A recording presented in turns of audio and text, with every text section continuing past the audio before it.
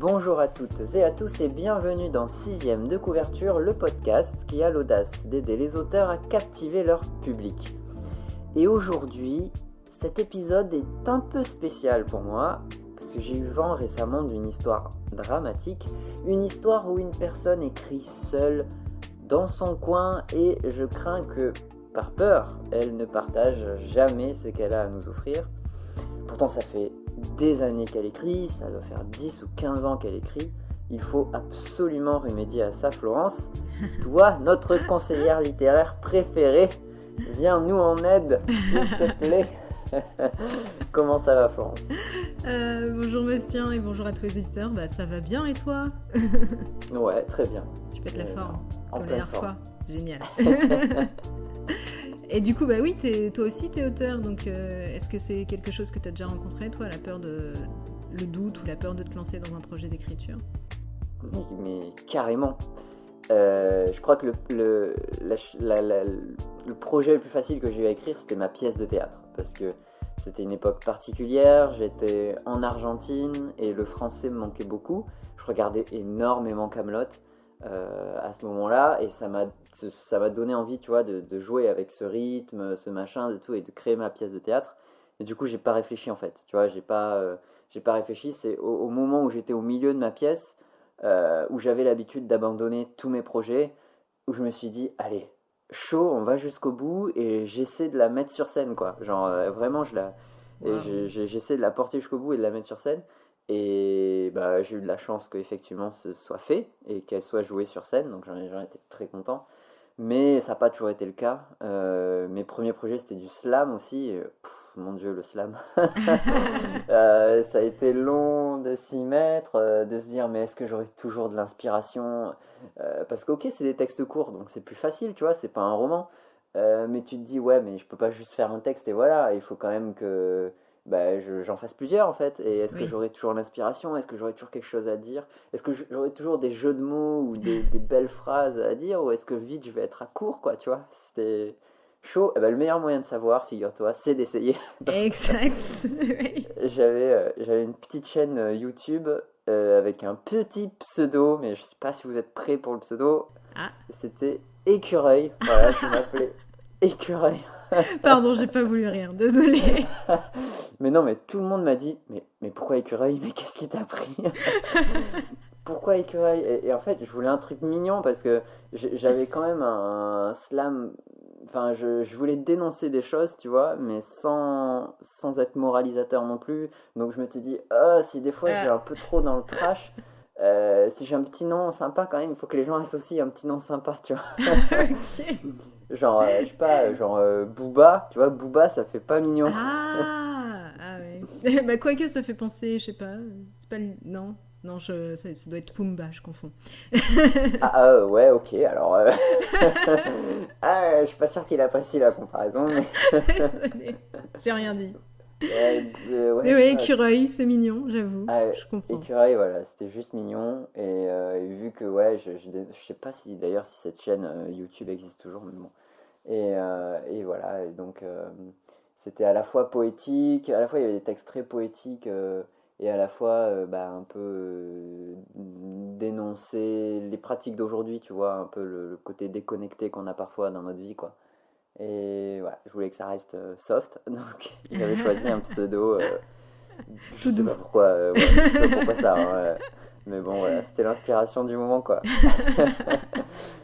Et voilà, et puis le conte philosophique, genre j'ai commencé il y a plus de 5 ans et c'était très dur de s'y remettre, quoi. Ah, Pareil, quand on voit la charge de travail, on se dit non, mais un peu plus tard, et on procrastine en fait par peur complètement. de pas réussir, enfin de voilà, Ouais, de de pas pas y arriver en arriver. fait, Ouais, de pas complètement, arriver c'est au ça. bout, de pas arriver au bout. Et Instagram, j'ai hésité, combien de fois j'ai hésité, j'ai pris mon temps avant d'aller sur Instagram, mais parce que je savais que si j'y allais, j'allais être sensible au retour, tu vois, j'avais peur en fait d'écrire dans le vide, j'avais peur de faire mes publications, que personne ne les voit, j'avais peur qu'elles plaisent pas, et j'avais peur que ça m'atteigne, et j'avais peur de déprimer à Ah, cause de ça, tu vois. Donc c'est plus facile de rien faire que de tenter un truc qui peut te déprimer. Donc exact. ouais, Tout ça, c'est de la peur, en vrai. Donc, C'est ça. bon, voilà. Mais ça va, en fait. Ça se passe bien, Instagram. Donc, c'est cool. Ah. Tu peux nous Donc, dire voilà. le nom de ton compte peut-être? Qu'on puisse voir Ouais, ce que tu fais aussi. Alchimiste podcast. Et je pense qu'on fera un retour au bout de 3 4 mois. Voilà, je vous raconterai comment ça s'est passé les débuts, mon évolution, comment je fais. En fait, enfin, surtout ce qui m'intéresse, c'est de partager comment je suis, mon rythme en fait. Quel est mon rythme pour pouvoir produire tout le temps, être à jour, alors que j'ai un travail et que, ouais, en fait, je fais les deux.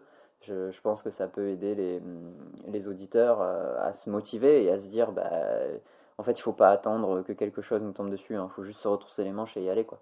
Et Exact. planifier, et voilà, donc j'aimerais, au bout de 3 4 mois, partager mon expérience pour dire que, voilà, c'est pas parce qu'on bosse, moi je bosse 40 45 heures par semaine, c'est pas parce qu'on est à ce rythme-là que du coup on peut faire que ça. Voilà. Hmm. Ce serait bien d'en parler. Bon alors, comment apprendre nos auditeurs aujourd'hui? Alors justement, aujourd'hui, on va parler des peurs qui nous empêchent de passer à l'action. Donc on va apprendre à surmonter la peur de ne pas être original, celle de ne pas écrire assez bien, de ne jamais arriver à terminer son roman, et enfin la peur de ne pas trouver l'inspiration. Parfait, 4 peurs, Voilà, les quatre 4 me peurs. concernent, Ah, impeccable. voilà. Je pense qu'elle concerne pas mal d'auteurs, ouais, c'est Ah ouais, vrai. je pense, ouais, c'est vrai, c'est vrai. Donc ouais, alors j'ai essayé de m'imaginer un petit peu l'auteur qui aurait une de ces peurs, l'auteur qui rêve d'écrire un livre, qui a des idées en tête, mais qui ne se lance jamais en fait. Donc Exactement, ou celui qui écrit, qui efface, qui recommence, c'est ça. qui réefface à nouveau. Bref, tu sais, le gars hyper perfectionniste qui se dit ouais, non, mais non. Bon, ouais, c'est bon, j'ai arrivé à la fin de mon chapitre et qui le lendemain relit son chapitre et se dit non, mais c'est que de la merde, je recommence. Ah, ouais. Et qui stagne au premier chapitre. Ça m'arrive aussi beaucoup, Ouais, c'est malheureusement. clair. Mais ouais. Et oui, c'est vrai, ça se comprend. Vous aussi qui nous écoutez, vous êtes peut-être dans ce cas de figure-là où vous aimeriez ressentir la satisfaction d'avoir accompli votre objectif, mais voilà, vous n'avez pas encore commencé à mettre la première pierre à l'édifice. Et oui, ou vous changez d'avis tout le temps, comme on l'a vu, et c'est jamais assez bien. C'est ça. Et oui, il y a toujours une bonne raison pour repousser, comme tu disais tout à l'heure, repousser son objectif à plus tard, remettre son plan au lendemain. Et tout ça, ça vient de la peur. C'est une peur qui empêche d'avancer, finalement. Qui empêche d'avancer ou qui empêche de finir. Tu sais, hein, le livre qui se finit jamais, quoi. Oui, c'est vrai. Il y a toujours quelque chose à rajouter. Non, mais. Ouais, Ouais, non, mais c'est pas fini. Non, mais je. Ou c'est vrai aussi. l'histoire est finie, mais genre, je vais revenir sur le chapitre 3 parce qu'en fait, j'ai pas été assez clair là, et enfin, bref. Ah ouais, on connaît bien, ouais. Et c'est complètement normal de se sentir comme ça. Je pense qu'il n'y a pas un auteur, même professionnel, qui n'a pas ressenti une de ses peurs à un moment donné dans l'écriture. Donc, ouais, tout le monde en passe par là, c'est un truc à admettre, mais il faut aussi se dire qu'il y a des solutions. Et c'est de ça dont on va parler. Ok, Ouais. c'est parti alors. Donc c'est parti.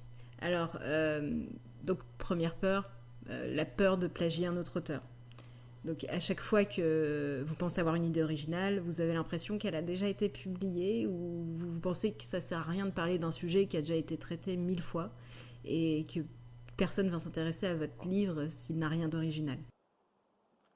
C'est clair, mais si vous saviez à quel point la philosophie se répète depuis des milliers d'années, par exemple. On parle encore de Socrate aujourd'hui, quoi. Socrate, c'était moins 400 avant Jésus-Christ. Et le stoïcisme, qui est à la mode, alors, j'ai l'impression que ça, c'est en train de redescendre un peu, mais à un moment donné, là, on n'arrêtait pas de parler du stoïcisme. Ah. Ça a presque 1000 ans, le stoïcisme. Donc, voilà, c'est des choses qui se répètent, ça se répète. Et voilà, je parle de la philo parce que je connais, mais Oui. clairement, de toute façon, les thèmes, c'est toujours, enfin, on peut pas créer de nouveaux thèmes, c'est toujours les mêmes, c'est juste qu'on Ah les traite ouais. différemment, quoi. Exactement. Tout a été écrit, hein. Donc ouais, faut pas se leurrer. Depuis qu'on a inventé l'écriture, ouais, on a fait pas mal c'est de sûr. chemin. Donc, mais ouais, au-delà de ce manque d'originalité, vous avez peur d'écrire quelque chose qui existe déjà et peut-être de plagier une œuvre existante, ce qui serait légitime comme peur. C'est une question qu'il faut se poser, quoi. Est-ce qu'on fait pas du plagiat? Mais j'imagine quand Ouais. même que dans le plagiat, il doit y avoir quand même beaucoup de ressemblances, quoi. Ah ouais, alors Euh, faudrait qu'on invite un avocat un jour qui pourrait nous parler un petit peu plus en détail du droit d'auteur, mais c'est très difficile les procès pour plagiat. Parce ouais. qu'il faut qu'il y ait beaucoup de points très similaires quand même pour être accusé de plagiat. Ah ouais. Mm. Ouais, Mais ouais. je crois que j'avais discuté un jour avec un avocat spécialisé dans le plagiat, parce qu'après, il y a des avocats qui se spécialisent un peu dans cet univers-là. Ça pourrait être cool, en tout cas, d'en avoir un Ouais, avec nous. faudrait. Mm. Mm. S'il y a Puis un ça pourra avocat qui servir, nous hein. écoute, oui, voilà, ça pourra servir, ça c'est clair. Donc ouais, tout ça pour dire il faut quand même des points très précis dans une œuvre pour être accusé de plagiat et à moins d'avoir réellement l'intention de plagier un livre, c'est impossible d'écrire à 100% la même histoire en fait. Mm. Donc même si deux auteurs parlent du même sujet, ils vont pas avoir la même façon d'exprimer leurs idées, ni la même sensibilité. Et on avait fait un épisode sur Hunger Games et Battle Royale. On avait Mm. parlé des différences entre les deux œuvres que tout le monde compare, hein, parce qu'elles utilisent les mêmes outils narratifs. Hein. Des adolescents sont livrés à eux-mêmes dans un champ de bataille où ils doivent s'entretuer. Et il y a quand même de nombreuses différences, notamment dans le thème qui est traité. Donc je mettrai le lien de l'épisode en description. Ouais. Donc on peut pas parler de plagiat, c'est impossible. Non, c'est Donc, clair. cependant, si l'auteur, on lui a fait remarquer les ressemblances avec Battle Royale, et elle a dit qu'elle l'avait jamais lu avant d'écrire Hunger Games. Mm. Mais si elle l'avait lu, est-ce qu'elle aurait dû renoncer à écrire Hunger Games pour autant, par peur que l'histoire soit trop ressemblante? Ça aurait quand même été dommage, je pense, parce que les deux œuvres transmettent des messages et des émotions complètement différentes. Ah ouais. Ah Donc, ouais, complètement. puis ça prouve qu'on peut utiliser les mêmes outils narratifs ou traiter d'un même sujet en le tournant différemment, et on peut créer une œuvre originale grâce à ça, avec une perspective unique. Oui, et puis le fait qu'elle ait avoué ne pas avoir lu Battle Royale avant d'écrire Hunger Games, tu vois, ça prouve que. Enfin, après, les trucs de ce genre-là, ça existe. Ça va exister par exemple dans les jeux vidéo, ça va exister dans les jeux de société. Enfin, tu vois, ça sort pas de nulle part non plus. Elle a forcément été influencée par quelque Oui, chose quand elle a écrit son livre. Et c'est pas parce qu'on est influencé par que c'est du plagiat. Voilà, complètement. ça n'a rien à voir. Et puis surtout, on disait aussi dans l'épisode qu'on avait fait sur Star Wars que la structure c'est souvent la même, c'était le monolithe de Campbell.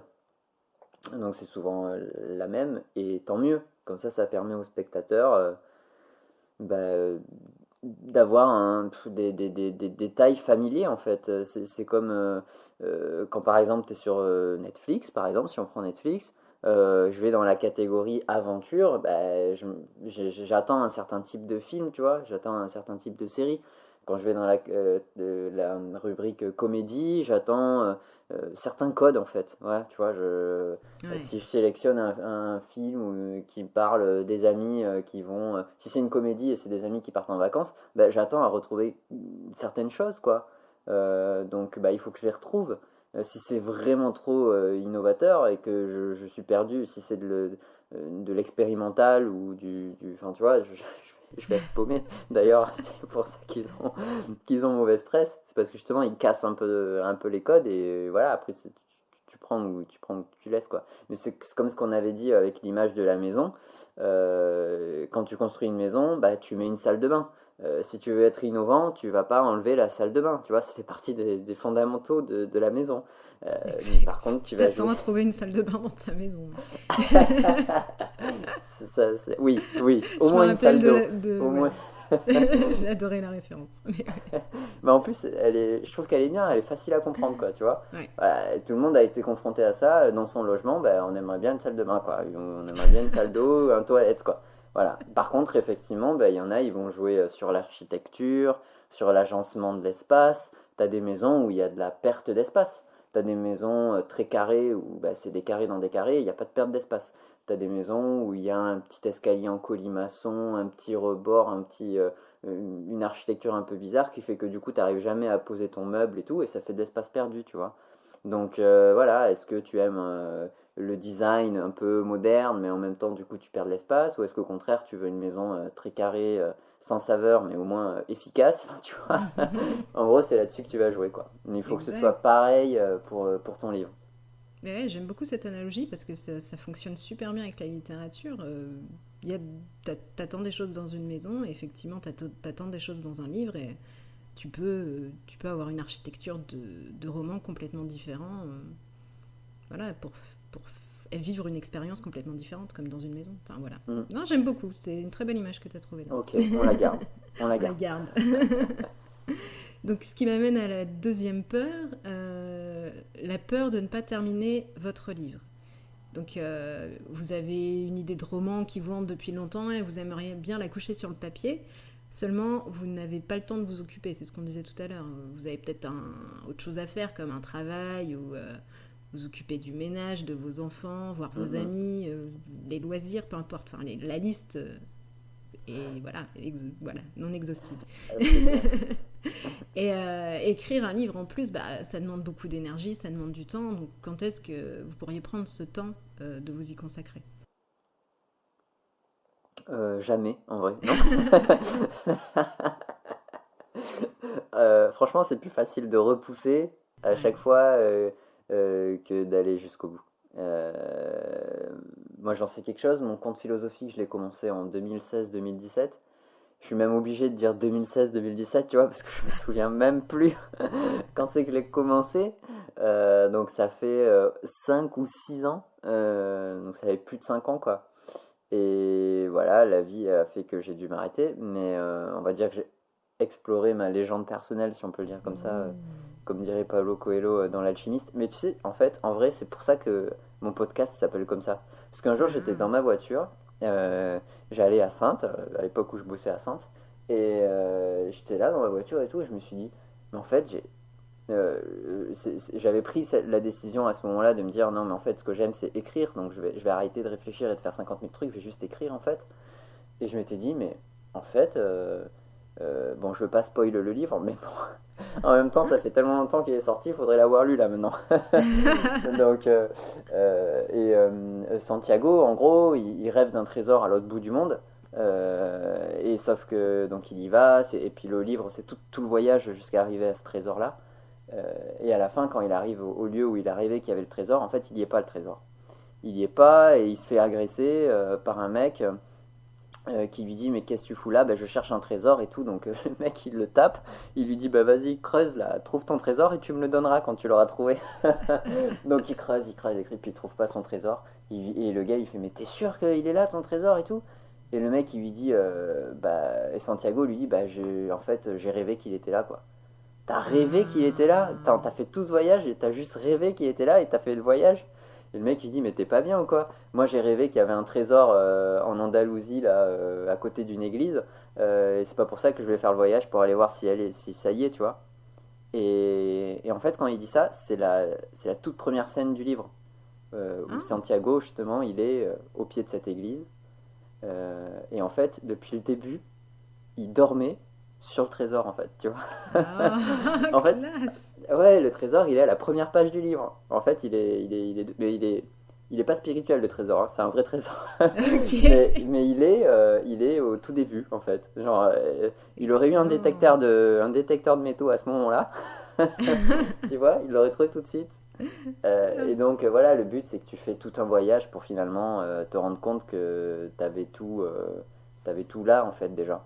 Ouais, on revient au Et monomythe de Campbell aussi, parce qu'il y a le ouais, retour chez soi aussi dans le complètement. monomythe. Mais ouais. Ouais. Ok. Complètement. Et moi, c'est vers l'âge de 20 ans, grosso modo, où. euh, c'est un peu bizarre ce que je vais dire, mais vers l'âge de 20 ans, tu vois, j'ai découvert, enfin, j'ai découvert un truc. Je me suis dit, mais en fait, je veux être un sage. C'est ce que je me suis dit. Mais en fait, je veux être un sage.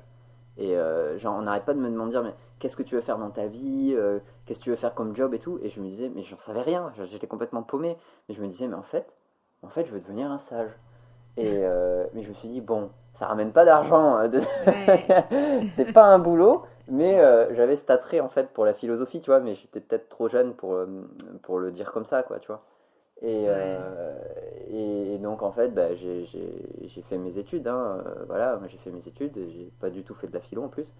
Et c'est genre au bout de 5 ou 6 enfin, non attends, je suis plus vieux que ça, maintenant je suis presque 30 ans, donc en fait, c'est au bout de 10 ans quasiment, que en fait je me suis rendu compte que, non mais en fait ce que je veux faire c'est vraiment ça.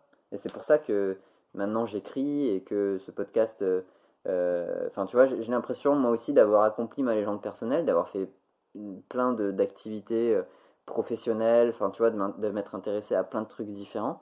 Mais en fait, finalement, bah, ce que j'aime faire, c'est écrire et faire de la philo et le transmettre. Et Hmm. voilà. Donc, j'ai été long, mais en même temps, j'ai prévenu que j'étais en forme. Et Non, mais c'est bien. on sait que quand je suis en forme, je parle beaucoup. C'est intéressant aussi. Enfin, ça colle avec notre sujet aussi, quoi. Voilà. Donc, Mm. bah, peut-être que les gens, ils sont en plein là-dedans et ils sont en train de se dire, ah, mais ouais, mais il faut que je m'y mette, mais d'abord, je vais d'abord explorer ça comme solution et tout. Non, arrêtez. Vous le savez qu'en fait, ce que vous voulez faire, c'est écrire. Donc, arrêtez de Ouais, tergiverser et écrivez. Voilà. Mais c'est ça. comme moi, j'ai repris la rédaction de mon compte philosophique. J'avance très bien, je suis super content. Et comment j'ai fait? Bah, j'ai suivi les conseils de Florence. Voilà comment j'ai fait. Merci. Donc ouais, donc la solution pour remédier à ce petit souci de la peur de ne pas terminer votre livre, effectivement, on a tous des choses à faire, on a tous du boulot. Et après une grosse journée de travail, c'est sûr, on se pose à son bureau, on n'est pas forcément motivé pour écrire. Et le meilleur moyen d'avancer dans son projet, c'est d'y aller étape par étape, en programmant à l'avance les séances d'écriture, par exemple. Donc le simple fait de se mettre à écrire, ça va créer une dynamique en fait, et ça va vous motiver à écrire davantage. Ça va également enclencher votre imagination, tout le processus de créativité. Et vous n'avez pas besoin de terminer votre ouvrage en 3 mois. Toi, t'as mis, enfin, ça fait 5 ans. Et Ouais, putain, voilà, c'est long. peu importe le temps que vous mettez en fait, faites juste en sorte que ça fasse partie des tâches que vous accomplissez régulièrement. Et, euh, et si vous dites, enfin généralement ouais c'est l'excuse, j'ai une amie qui me dit ah, j'ai toujours voulu écrire un roman mais j'ai pas le temps, j'ai trop de boulot. C'est normal, ou ça peut être les cours, ou ça peut être autre chose, enfin peu importe. Euh, c'est limite une chance en fait, parce que plus on a de temps et plus on procrastine parce qu'on trouve toujours quelque chose à faire. Mais Hmm. si on n'a pas le temps, voilà, vous vous dites tous les jours ou un jour sur deux ou tous les week-ends, j'écris pendant 15 minutes. Vous mettez, peu importe si vous écrivez une phrase, si vous en écrivez 10, enfin, peu importe. Vous mettez à votre bureau ou à l'endroit où vous mettez d'habitude pour travailler.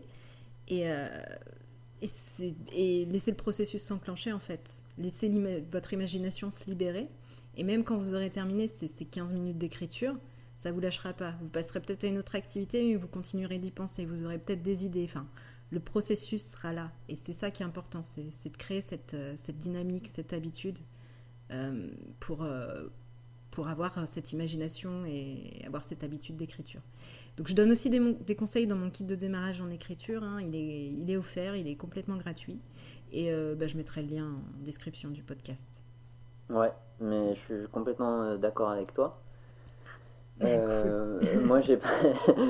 C'est en fait, il faut se planifier, il faut s'y mettre. Ouais. Fatigué ou pas fatigué, c'est comme ça. Moi, j'écris après mon repas de midi, quand je le peux. Donc, c'est sûr que des fois, après le repas de midi, je suis un peu genre, ah, je suis fatigué, je ferais bien une sieste. Ou je prendrais bien un café, tu vois, plutôt que. Mais non, je me dis, allez, c'est 15-20 minutes, quoi. En vrai, c'est plutôt 25. Ouais.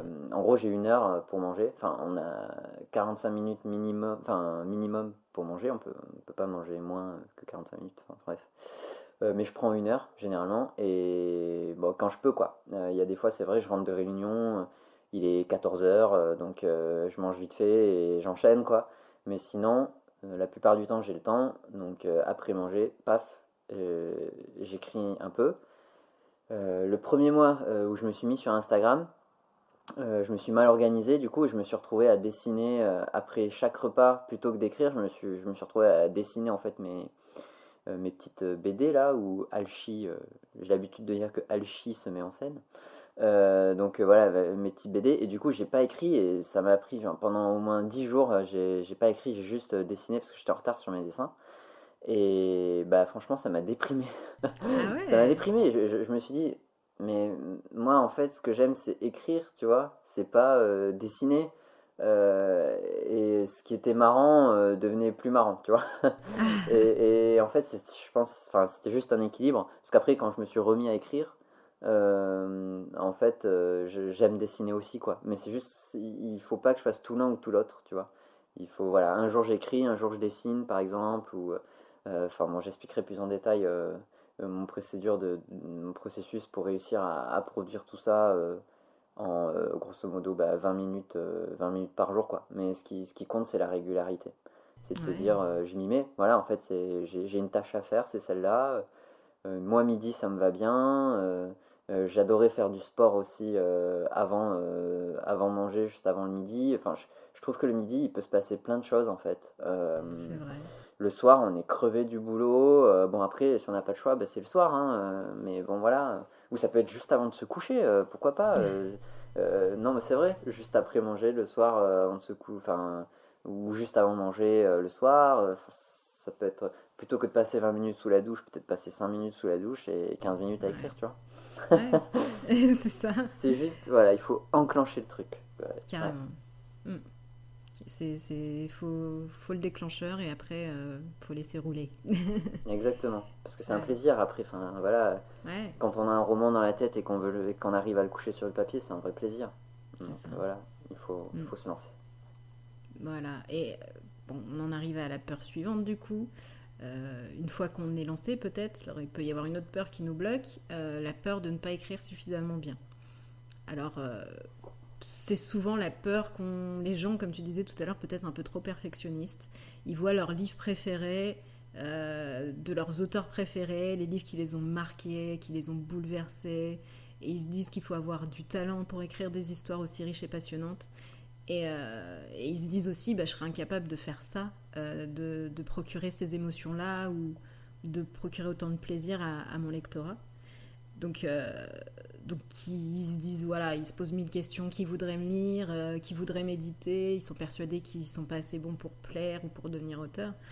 Ça peut être des doutes légitimes, mais déjà il faut se dire que les livres qui atterrissent en librairie ils sont passés par les mains de plusieurs éditeurs avant et que le gars il a peut-être écrit son manuscrit seul au départ, mais qu'il a été remanié, etc., avec des professionnels. Mm. Et que, enfin ouais, et qu'il faut pas s'arrêter à ce genre de doute. Et on va voir la solution après, mais voilà. Je sais pas si toi, soit ça t'est déjà arrivé d'avoir cette peur-là. Complètement. En fait, le conte philosophique, ça naît en plus d'un truc mais tellement absurde. Euh, donc je suis fan hein, du livre L'Alchimiste hein, de Paulo Coelho. Il a enfin, une place particulière dans mon cœur parce que je crois que c'est le premier roman que j'ai vraiment fini, tu vois. Donc c'était en première à l'époque, on passait le bac français quand on était en première dans la filière S scientifique. Et, euh, et du coup, il fallait qu'on lise des livres, tu vois, et j'y arrivais jamais au bout. Les autres, tu trouves toujours moyen sur Internet ou en discutant avec les copains de s'arranger, tu vois. Mais celui-là, putain, j'avais eu du mal, hein. Pourtant, genre, lire 10 pages par jour, c'était une horreur hein, pour moi à l'époque. Donc, mais j'avais réussi à venir jusqu'au bout, quoi. Il m'avait tenu, il m'avait plu, et donc je l'ai lu, je l'ai relu, je l'ai re-relu, enfin je sais pas combien de fois je l'ai lu. Ah ouais. J'adore cette aventure-là. J'ai lu après Candide de Voltaire, j'ai lu Microméga, enfin tu vois, tu vas chercher d'autres contes philosophiques. J'ai lu d'autres livres de Paulo Coelho, mais il n'y a rien quoi, il n'y a rien. Je me disais, mais putain, il a un truc ce livre, il a un truc notamment sur le voyage, parce qu'il parle de voyage et en même temps, tu vois, t'as l'impression d'avoir une morale à chaque page. T'as l'impression, tu sais, d'avoir une petite perle de sagesse à chaque page.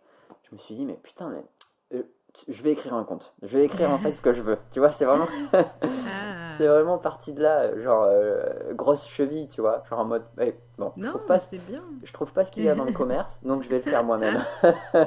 Et en fait, c'est trop dur quoi. C'est hyper dur parce que en même temps, je souhaite viser un public jeune parce que j'ai ma nostalgie, tu vois, moi, quand je l'ai découvert, j'avais 16-17 ans, donc j'ai envie d'écrire pour eux, et en même temps, ça m'arrive des fois de lire des ouvrages philosophiques hyper compliqués, et donc des fois j'ai mon ego, j'ai l'impression qu'il parle, tu vois, et je me dis, ouais, mais je pourrais faire des phrases compliquées, avec des concepts pour Ah, compliquer, tu vois, ça, mais c'est pas parce que c'est complexe que c'est forcément bien, en fait, tu vois, ouais, je c'est un peu comprends. ça aussi. Mais c'est vrai que des fois, je me lis et je me dis, putain, mais on dirait que c'est un mec de 10 ans qui a écrit, quoi. C'est dur, hein. Franchement, c'est le point le plus dur. Et alors, je me force à avancer et je me dis, de toute façon, il y aura une relecture et s'il faut, Oui, il y aura un gros remaniement de tout ça. Et puis, bah, tant pis, ça prendra du temps, mais tant pis. Mais voilà, je compte sur la relecture, en fait, pour pallier à ça, quoi.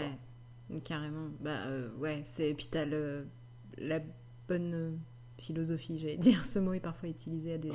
Enfin, voilà, c'est que tu t'arrêtes pas en fait. Tu continues d'écrire, tu pratiques, tu t'imposes une routine. Et bah c'est ce qui m'en fait venir à ma solution en fait. Mm. C'est faut écrire. Enfin, moi j'ai un neveu. C'est pas mon vrai neveu, c'est le fils de ma meilleure amie, mais je le considère comme mon neveu. Et je vais utiliser sa sagesse d'enfant de 5 ans. Il en a 7 aujourd'hui, mais quand il m'a dit ça, il avait 5 ans. Pour dire ce qui est évident pour un enfant et ce qu'on loupe parfois quand on est adulte. Donc en gros, petite anecdote. Une fois, j'étais chez ma meilleure amie, donc avec Eden, c'est le nom de mon neveu. Et de temps en temps, bah, je joue avec lui, enfin on discute ou on joue, peu importe. Et il adore dessiner. Il passe son temps à dessiner. Il rentre de l'école, il se met sur la table basse, il prend ses crayons, il dessine tout le temps, tout le temps. Et il est vraiment très très bon. Enfin, son oncle qui a fait une grande école de beaux-arts et qui est aujourd'hui architecte et architecte d'intérieur et architecte tout court, quoi, il n'en Ah ouais. revenait pas à 3 ans ce qu'il était capable de produire comme dessin. Mais il faisait ça toute la journée, Eden. Donc voilà. Et du coup, un jour, il me fait ah, bah, Tata Flo, bah viens, tu dessines avec moi. Enfin, on va dessiner, il adore Dragon Ball, donc on va dessiner Vegeta. Donc je fais ok, je veux bien dessiner avec toi, mais je te préviens, je suis pas aussi douée que toi en dessin. Et c'est vrai, hein, c'était pas de la fausse modestie, je suis vraiment pas aussi douée que lui. Et là, il me répond, bah, pour dessiner bien, il faut dessiner beaucoup. Si tu dessines jamais, bah, forcément, tu vas jamais progresser et tu seras jamais bonne en dessin. Ok, Ouais, c'est QFD. exactement. Et pour lui, mais c'était l'évidence même, et il a raison, lui il faisait ça, il dessine comme il respire, enfin, ses parents lui achètent des jeux, il passe son temps à dessiner ses propres jouets, et sa mère, elle lui crie dessus en disant, mais ça sert à quoi quand t'achètes tout ça si tu les fais toi-même en fait. Il les dessine, il les découpe, il les colle, enfin bon, bref, c'est sa passion. C'est Et, cool. euh, et donc ouais, ce que fait Eden, c'est ce que devraient faire tous les auteurs, c'est-à-dire que si vous avez peur de ne pas être assez bon en écriture, de ne pas écrire assez bien, écrivez tout le temps.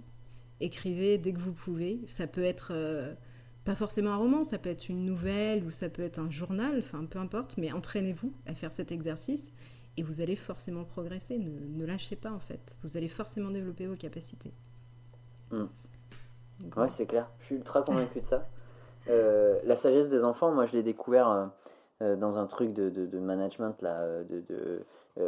Il fallait, en gros, t'as un chamallow et t'as des spaghettis mais secs, donc durs, tu sais. Et tu dois faire une tour avec, je crois qu'on avait des cordes. Et tu dois mettre le chamallow le plus haut possible. Tu vois, il faut que ta structure de spaghetti tienne. Et tu dois planter le chamallow au bout et il doit être le plus haut possible. Et c'est connu dans le monde du management. En gros, euh, les meilleurs résultats sont atteints par les enfants. Oh. Les moins bons résultats sont atteints par les profs la plupart du temps. Ah ouais. Ouais, ouais. Et les résultats intermédiaires par les élèves qui sont visés. Donc c'est des élèves, ça peut être du lycée jusqu'aux écoles d'ingénieurs, enfin tu vois, à peu près par là quoi. Et pourquoi? Ben, parce qu'en fait, donc cet exercice-là nous sert pour apprendre que parfois il faut peut-être arrêter de réfléchir. Et c'est plus tu vieillis, plus tu es dans ce formatage-là qu'il faut énormément réfléchir avant de faire. Et les gosses, en fait, ils se posent pas la question, ils font. Et si la structure elle s'effondre, ben, ils recommencent en fait. Ah. Et ils font, et puis si ça marche pas, ils essayent autre chose, ils recommencent. Et en fait, en faisant comme ça, et en échouant, mais c'est pas le mot échouer finalement, parce qu'ils s'arrêtent pas. Oui, c'est Ils vrai. continuent jusqu'à que ça marche. Et du coup, en fait, ils atteignent les meilleurs résultats comme ça, en faisant plein de tests différents, plutôt que d'essayer de les réfléchir, quoi. Alors c'est Ah. vrai que il n'y a pas un truc d'Einstein qui disait euh, c'est quoi être fou, c'est faire toujours la même chose en espérant des résultats différents. Ah Y a oui, pas un truc oui, comme ça. c'est ça. Donc c'est vrai qu'on pourrait se dire si j'écris, mais que j'écris toujours de la merde, je peux pas obtenir des résultats différents. Enfin, tu vois, si je fais. Mais il y a une différence entre ça c'est en forgeant qu'on devient forgeron, quoi. Ouais, Et ça, c'est clair. ouais, ça Euh, c'est clair. Moi, j'ai un cursus scientifique. Je suis ingénieur, j'ai fait maths sup, maths spé, donc il n'y a rien qui me destinait à la philosophie. Alors qu'aujourd'hui, j'ai décidé d'en faire mon podcast. Enfin, aujourd'hui, je parle que de ça quasiment. Je suis même chiant peut-être à parler que de ça. Et tu vois, et alors que j'y étais pas du tout prédestiné. Donc j'étais complètement largué au début quand j'ai commencé. Et j'ai commencé parce que j'étais manager et que j'ai commencé à me dire bon, 70 bonhommes, là, ça fait quand même beaucoup. Faudrait peut-être. Enfin, c'était des gens autonomes, ils n'avaient pas besoin de moi pour travailler, tu vois, ils travaillaient tout seuls, mais suivant les sanctions que tu vas impliquer, suivant les choses que tu vas valoriser, ça donne quand même une atmosphère à ton équipe, à ton service, tu vois. Donc ça compte, quoi. Et je me suis dit, j'ai vraiment pas envie de faire de boulettes. Donc il faut que je sois clair dans ma tête. C'est comme ça, moi, que j'ai commencé la philosophie. C'est vraiment en me disant, il faut que je sois clair dans ma tête, que je prenne pas des décisions par ego, ou que si une situation arrive, il faut pas que ça m'atteigne, il faut pas que ça m'atteigne par orgueil, ce serait encore pire, tu vois.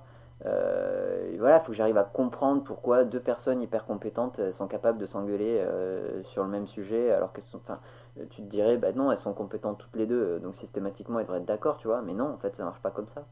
Et j'avais ce besoin-là de comprendre un peu tout ça et d'être clair dans ma tête pour.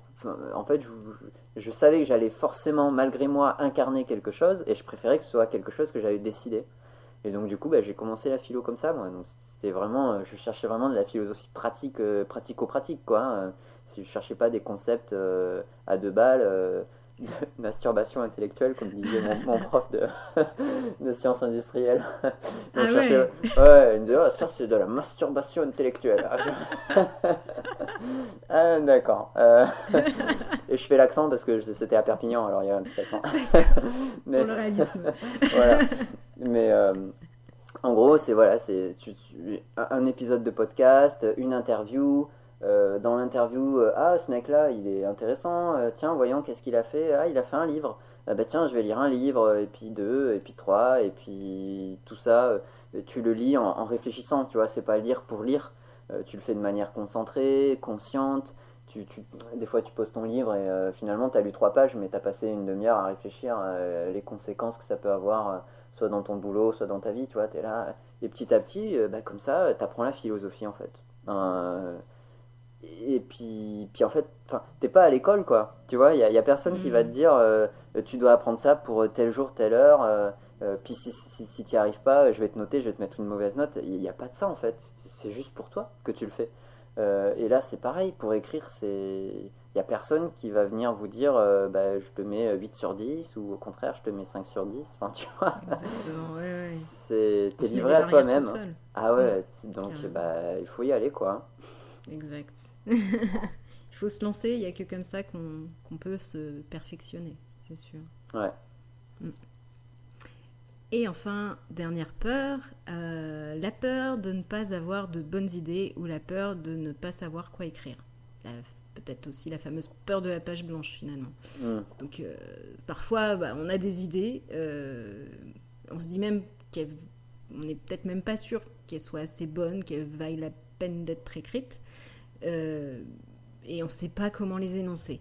Donc on bloque.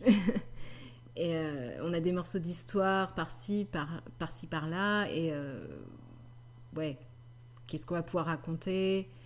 On se retrouve coincé en plein milieu d'un manuscrit, qu'est-ce qu'on va pouvoir écrire, on ne sait plus comment avancer, on sait plus quoi faire à nos personnages, on ne sait plus dans quelle direction faire avancer notre intrigue.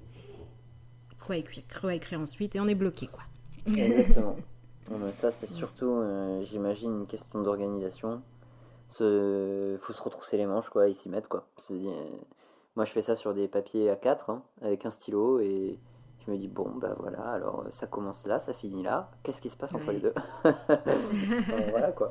Mm. Exactement. Bah, il y a beaucoup de gens, enfin après, chacun travaille comme il veut, mais c'est vrai qu'il y a beaucoup de personnes qui ont horreur de faire des plans, mais je trouve quand même que ça aide d'essayer de, comme tu dis, de poser ses idées sur le papier et d'écrire ne serait-ce que le début et le milieu et la fin de son histoire pour voir déjà si on a une idée qui est capable d'arriver quelque part. Mm. Et ça donne une direction un petit peu à notre écriture. Si on le fait déjà, on a l'assurance d'être capable d'aller jusqu'au bout, vu qu'on a une fin à notre histoire. Mm. Et, euh, même si ce plan, il pourra évoluer pendant l'écriture ou même complètement changer, ça n'a pas d'importance. Je pense que c'est un bon début de commencer par là quand même. C'est pas obligé d'être un plan hyper détaillé, juste début, milieu, fin. Et c'est quoi que tu appelles par plan? Est-ce que c'est systématiquement, du coup, un plan enfin, j'ai envie de dire comme on faisait à l'école, Ouais, enfin, un plan ou comme quand on fait des notes, enfin, ouais. est-ce que c'est forcément Avec, un plan écrit, tu vois, ou est-ce que ça peut être un plan même sur un support, enfin, je sais pas comment tu le visualises toi ton plan. C'est écrit avec des titres, genre titre 1. Non, euh, alors ouais, je vois ce que tu veux dire. Il y a les deux, hein. Pour les gens qui n'aiment pas faire de plan, ouais, je conseillerais déjà juste de se dire, pas forcément un titre, mais donner une idée, genre milieu, enfin début, milieu, ouais. fin. Si je prends un exemple avec Harry Potter, parce que je suis sûre de pas le spoiler, tout le monde connaît. Le début, c'est Harry Potter découvre que c'est un sorcier célèbre.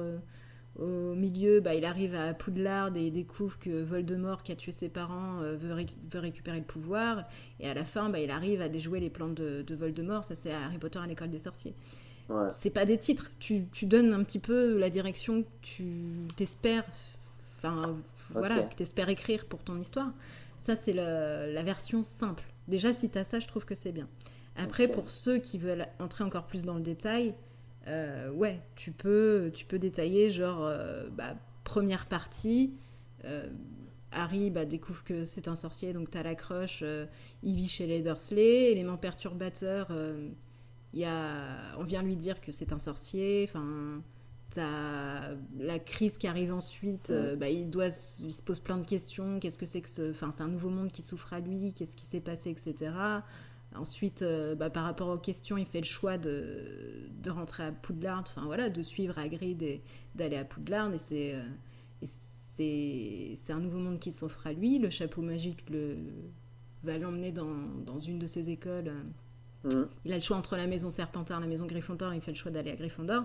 Fin de la partie 1, partie 2, voilà. Ouais. Harry découvre la vie à Poudlard, etc. Ainsi de suite. Hyper Tu détaillé. peux détailler encore plus si ça te met à l'aise. Ça aide quand même ça donne une direction à l'histoire. Ça veut pas dire que ton histoire ce sera forcément écrit comme ça, Mm. mais tu sais où tu vas. C'est comme quand tu vas, je sais pas, quand tu vas en vacances. Moi j'habite à Tours. Si je vais en vacances, je sais pas, à la Méditerranée, à Cagnes-sur-Mer, je vais avoir besoin d'un GPS.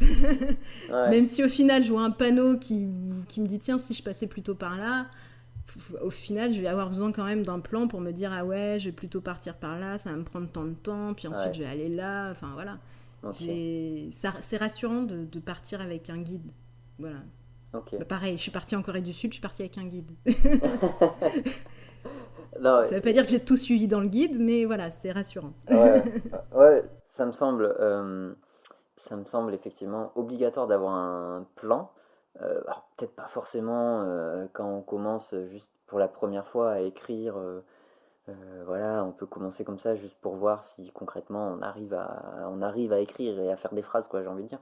Mais très vite, ça me semble indispensable d'avoir un plan. Et je suis plutôt plan. Je suis très visuel, moi. Je suis très Ah, carte mentale et je suis plutôt ouais, à faire des ronds et des traits. ça ouais, Enfin, ouais, bien sûr. faudra que je te montre un. Je ferai le plan du conte philosophique là. Je te le montrerai. Ouais, Je en mode t'enverrai. carte mentale. Ouais, c'est Mm. plus des ronds, des traits. Et enfin, je sais pas comment dire, mais après, tu vois, Ouais, genre, ouais, il y a un gros je rond vois et le. puis il va y avoir un trait, puis un autre rond, Ouais, mais en fait, ça correspond à une sous-partie. C'est juste ouais, bien que sûr, ça casse un peu la forme c'est vrai. scolaire des Du titres et plan. des sommaires Mm. un peu. Mais Il y a ça, des gens qui sont plus à l'aise avec ça, c'est c'est vrai, tu fais ça. bien de le Ouais. mentionner. Mm. Après, c'est chacun qui est à l'aise avec quoi. Mm. Je sais que les comptes rendus, moi, je faisais ça. Nos comptes rendus de réunion entre nous en interne, à l'époque, je faisais sur un gros A3. En fait, j'écrivais en police 12, hein, donc ça correspond à un A4 en fait, voire 11. Enfin, j'écrivais en petit si tu veux, mais j'écrivais sur un A3. Et du coup, j'avais énormément de place pour écrire et je faisais des blocs des blocs, je sais pas, opérationnels, t'as ça, enfin bref, je faisais des blocs sur des sujets différents. Et les gens pouvaient parcourir d'un coup d'œil, tu vois, tous les blocs en fait. Ils avaient tout sous les yeux quand ils Yes. imprimaient en A3. Mm. Et j'avais horreur des comptes rendus qui faisaient 15 pages, tu vois. Et il fallait tourner les pages pour savoir qu'est-ce qui s'était. Ça me saoulait voilà, c'est là que je me suis rendu compte que entre mon adjoint par exemple, ça lui allait pas du tout lui. Donc lui il était plutôt format classique. Et moi j'étais plutôt format visuel, quoi. Donc Ouais. on est tous différents, hein, voilà. Donc il faut Mm. trouver le plan. Si le plan en tout cas papier vous fait peur, le plan classique vous fait peur en vous disant oh là là, je m'y retrouve pas quand il y a des titres, des sous-titres, etc. Faites autre chose, voilà. Faites une carte Ouais, mentale par exemple, par exemple. ça peut être très bien. Ça existe aussi en dessin. Synthétiser des idées par le biais du dessin. Si faire des dessins, ça aide. Waouh, ah ouais, je Ouais, connaissais ça, pas. c'est un nom. Je sais plus si c'est un nom de synthèse graphique ou je sais pas. Il y a des gens qui, je sais que je fais partie une coopérative d'activité et d'emploi où il y a plusieurs entrepreneurs. Et il y a une des personnes qui est graphiste mais spécialisée là-dedans en fait. Elle va aller aux réunions et à la fin de la réunion, elle va produire un dessin avec peut-être des mots, etc. Mais ça va résumer l'ensemble Mais de ce qui a été dit, ouais, quoi. oui, oui, je voyais ça souvent sur LinkedIn, ça m'arrivait d'en voir, où les gars écoutaient une conférence de 20 minutes, une demi-heure, et en fait ils en faisaient un grand paperboard, enfin ils en faisaient Exactement. un grand, ouais, et il y avait toutes les idées de la conférence qui étaient résumées dedans, d'un coup d'œil. Et il fallait Mm. s'attarder après sur chaque dessin ou groupe de dessins pour comprendre, tu vois. Mais d'un coup d'œil, t'avais, ouais, ouais, c'est vrai que ça, C'est ça. ok. Donc il y a plusieurs méthodes. Si le plan ça vous convient pas, ouais, on a parlé déjà de deux méthodes la carte graphique, la carte mentale, pardon, Mm, et la synthèse graphique avec des petits dessins, quoi. Donc voilà. cool. Et oui, pour ce que je mentionnais tout à l'heure, la peur de la page blanche. Si vous êtes face à un sérieux blocage et que vous n'arrivez plus du tout à écrire, je pense que la meilleure solution, ça reste encore d'en discuter. Que ça peut être avec des amis ou avec d'autres écrivains sur des forums ou peu importe, d'en parler pour faire. Souvent, ça crée de l'émulsion, un espèce de brainstorming où vous allez faire jaillir des idées et peut-être que ça va déclencher quelque chose. Et les personnes sur les forums sont généralement des personnes plutôt bienveillantes qui rencontrent des difficultés similaires vu qu'elles traversent les mêmes expériences. Et ça leur fera plaisir de vous aider. Toi, tu nous avais parlé de ton retour d'expérience quand on avait parlé sur. On avait fait l'épisode sur les forums justement. Oui, ouais, tout à fait. Donc, donc ouais, il y a Ah oui, ça par complètement contre, moyen. c'est top pour les gens qui ont peur de se retrouver tout seuls. Il y a plein de forums, hein. Il y a plein de groupes d'aide et de discussions. Ça dépend ce qu'on recherche. Voilà, ça dépend ce qu'on recherche. Carrément. Euh, voilà, il y a des gens, ils aiment bien éduquer leurs chiens dans des cours collectifs et il y a des gens, ils aiment bien éduquer leurs chiens avec un professionnel en face à face, quoi, en C'est ça. particulier, voilà. Donc Voilà, bah chacun, d'ailleurs, voilà. ouais. Chacun fonctionne ce qu'il préfère. Si vous recherchez un professionnel, je suis aussi dispo. Vous pouvez venir m'en parler sur mon site. Exactement, ouais, c'est Voilà. vrai. Moi, je Mm. serais plutôt de ce genre-là, ouais. C'est vrai Ah. que voilà, je suis plutôt. C'est la formule d'ailleurs que j'ai décidé d'adopter, hein. C'est-à-dire que là, pour mon Mm. compte, j'avance, et puis après, je viendrai te voir et je suis. Salut. Bien. Maintenant, on passe aux choses sérieuses. Yes. Et voilà, ouais, c'est plutôt ça mon style. Voilà. Même si Ok. j'ai eu plaisir à aller tester ces sites et à les recommander pour les gens vraiment à qui ça peut plaire.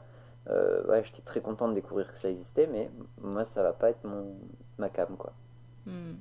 Ok. Bah, comme on le disait tout à l'heure, ça va dépendre des gens, chacun en fonction de ce qui est plus facile, le plus pertinent pour eux, quoi. Exactement. Mais voilà, en tout cas, il faut en parler. Yes. Choisissez à qui, peu importe, mais en tout cas, il faut en parler. C'est hyper encourageant. Exactement. La plupart du temps, ouais, ça vous donne matière et ça vous remotive. Complètement, je suis d'accord. Bon, bah super. Alors du coup, pour conclure ce podcast, qu'est-ce qu'on en retient? Donc, on retient qu'une idée, ça ne vaut rien, que seuls les résultats comptent et qu'il ne faut pas hésiter à se lancer. Exactement. Et pour ça, il vaut mieux créer une routine. Ça a du bon et ça permet de développer une habitude en fait et de pas réfléchir. Voilà, juste on sait qu'il faut le faire, on le fait. C'est ça. Et enfin, que c'est en forgeant qu'on devient forgeron, mais que ce n'est pas n'importe qui peut être quiconque. Et ça, c'était une citation de Pierre Dac.